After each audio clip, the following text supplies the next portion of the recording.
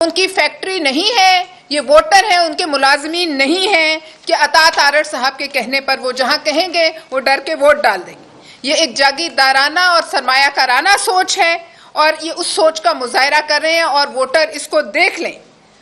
نہ بلاول صاحب کہیں جا رہے ہیں، نہ بلاول صاحب کے بڑے کبھی کہیں گئے ہیں۔ یہ تو آپ لوگوں کا شیوا ہے کہ مشکل میں پارٹی کو چھوڑ کر پتلی گلی سے راہ فرار اختیار کر لی جائے۔ اور یہ مت بھولیے عطا تارڑ صاحب کہ یہ آصف علی زرداری ہی تھے، بلاول صاحب کے والد، جنہوں نے آپ کی وینٹیلیٹر پہ پڑی ہوئی جماعت میں پی ڈی ایم بنا کر سانس ڈالا، اور شہباز شریف صاحب کو وزیر اعظم کے لیے نامزد کر کے آج جو آپ اتنا اچھل رہے ہیں، یہ ساری توانائی کے انجیکشن یہ آپ کو آصف علی زرداری صاحب کے توسط سے لگے۔ اور آپ یہ بھی پوچھ لیجئے اپنے بزرگوں سے اور اپنی جماعت سے کہ اس قسم کے لہجے رکھنے والے لوگوں نے بعد میں آصف علی زرداری کے قدموں میں گر کر ان سے معافی مانگی۔ یہ نہ ہو کہ کل کو آپ بھی اسی طرح یہی کام آپ کو کرنا پڑے اور آپ بھی معافیاں مانگ رہے ہوں۔ لہٰذا میں مسلم لیگ نون کی لیڈرشپ کو بھی یہ بتانا چاہتی ہوں کہ اس قسم کے مجلس احرار کی باقیات جو ان کی مسلم لیگ نون کے بھی نظریے کے خلاف ہیں، جو قائد اعظم کی مخالفت کرتے رہے، جو پاکستان بننے کی مخالفت کرتے رہے، ان کو ٹکٹ دے کر وہ اپنا نقصان کر رہے ہیں۔ اور یہ سوچ آج کی جو ان کی کل کی گفتگو ہے اس سے اندازہ ہوا کہ 75 سال بعد بھی وہی سوچ ان کے اندر سے بول رہی ہے۔ اور یہ لہجہ فرعونیت کا لہجہ ہے، یہ لہجہ کسی سیاستدان کا لہجہ نہیں، یہ لہجہ جو ہے غنڈہ گردی کا لہجہ ہے۔ اور وہ نہ بھولیں کہ وہ ایک مقدس ایوان کے ممبر بننے کی جو ہے وہ کوشش کر رہے ہیں، اور اگر یہی سوچ رکھ کے وہ اس ایوان میں آئیں گے تو آپ یہ دیکھ لیجئے کہ مسلم لیگ نون کیا کرنے جا رہی ہے۔ ہم اس بات کا دوبارہ خدشہ میں دہرانا چاہتی ہوں کہ ماڈل ٹاؤن کا ایکشن ریپلے مسلم لیگ نون چاہتی ہے اس قسم کے بلوائیوں کے ذریعے۔ ہم الیکشن کمیشن سے اپیل کرتے ہیں کہ وہ اس سرکاری امیدوار کی دھمکیوں کا سخت نوٹس لے، کیونکہ ان کا وتیرہ ہے کہ ہر شکست سے پہلے وہ اسی قسم کی جو ہے واردات ڈال دیتے ہیں۔ بہت شکریہ۔ میڈم کائنڈلی یہ بتا دیں، جو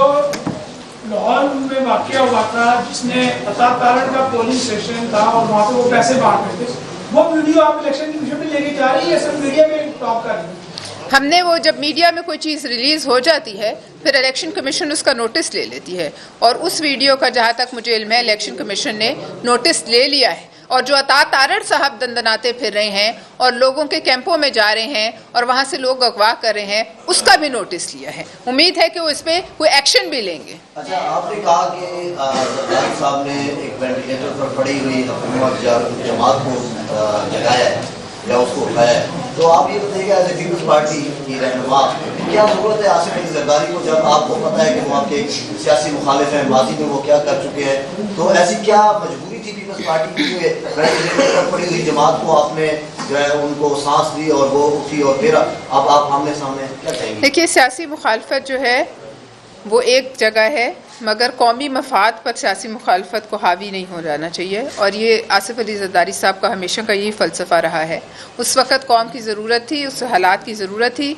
کہ اس حکومت کو چلتا کیا جاتا اور اس کے لیے ان سے ہاتھ ملائے گئے۔ لیکن اب جو ان کے اس کے بعد آپ نے معاملات دیکھے تو وہ معاملات جو ہیں انہوں نے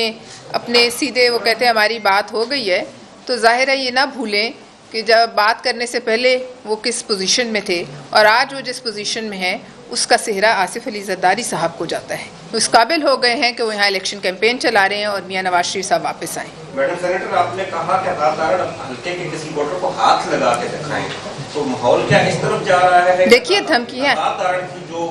وہ آپ کے لوگ غنڈہ گردی کر رہے ہیں، تو اس کو اسی طریقے سے روکنے کا کچھ 127 میں کچھ اس طرح کے حالات بننے کے؟ دیکھیے میں نے آپ سے خدشے کا اظہار کیا نا، یہ دھمکیاں جب دی جائیں گی تو دوسری جماعت جو ہے بیٹھ کے اگر کسی ووٹر کو ہاتھ لگائیں گے، ہمارے ووٹر کو ہاتھ لگائیں گے یا کسی ووٹر کو ہاتھ لگائیں گے جو اپنی مرضی سے ووٹ دینا چاہتا ہے، تو ہم اس کے ساتھ کھڑے ہوں۔ وہ کہتے ہیں مجھے ہاتھ لگا کے دکھاؤ، ہم کہتے ہیں آپ کسی ووٹر کو ہاتھ لگا کے دکھائیں۔ ان کا کیا حق ہے کہ وہ اس قسم کی دھمکیاں الیکشن سے چند دن پہلے دے رہے ہیں اور کہہ رہے ہیں